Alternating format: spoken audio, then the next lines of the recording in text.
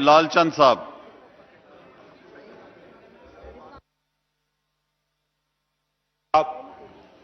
सबसे पहले तो मैं ये जो सादिकाबाद में हनुमान जी के मंदिर पे जो हमला हुआ उसकी शदीद अल्फाज में मजम्मत करता हूं।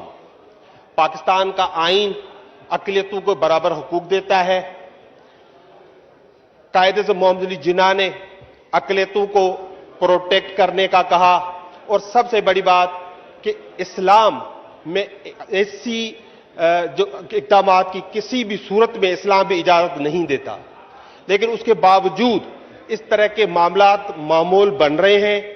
उसकी वजह से हमारे मुल्क डिफेम हो रहा है, हमारे मुल्क के लिए मसाइल पैदा हो रहे हैं और माइनॉरिटीज के लिए भी इश्यूज पैदा हो रहे हैं।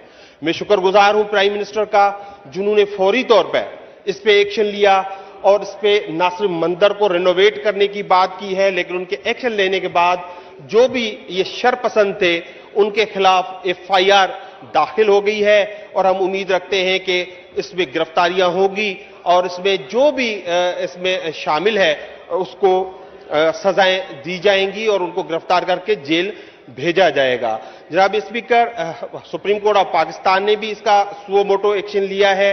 यही इशारा टेडी मंदिर में भी हुआ था, लेकिन ये कॉन्सिक्वेंटली ये जो बार बार ये जो वाकयात हो रहे हैं, इनके पीछे एक प्लान इस मुल्क को बदनाम करने की साजिश है। उस पे जो है हमारी जो हुकूमत है उसको फौरी तौर पे ऐसे इकदाम लेना चाहिए जिससे फ्यूचर में इस तरह के जो वाकयात हों उनको रोका जाए। ये जो पर्टिकुलर हनुमान जी के मंदिर का जो मामला हुआ है, इसमें एक 8 या 9 साला मासूम बच्चे पे एक FIR हुई है। उसके बावजूद भी पुलिस ने उसको चालान किया है, उसकी छोटी उम्र के होने के बावजूद उसको प्रोसेस किया है, उसको चालान किया है, उसको कोर्ट ने उसको जमानत दी है। एक लॉ जो है उसका पूरा उसने अपना प्रोसेस किया है और अपनी जगह ली है, लेकिन उसके बावजूद वहां पे जो पॉइंट आउट हो रहा है, कुछ इन्फ्लुएंशियल लोगों ने इस तरह का माहौल पैदा किया जिससे वहां की कम्युनिटी के लिए बहुत बड़ी प्रॉब्लम हुई, और वहां पे मंदिर पे अटैक हुआ। वहां पे सेफ्टी के लिए वहां पे हिंदुओं के घरों को खाली करना पड़ा और वहां से जो सिक्योरिटी के लिए वहां से बाहर जाना पड़ा है। मैं आपसे मुतालबा करता हूं कि इस केस को जनाब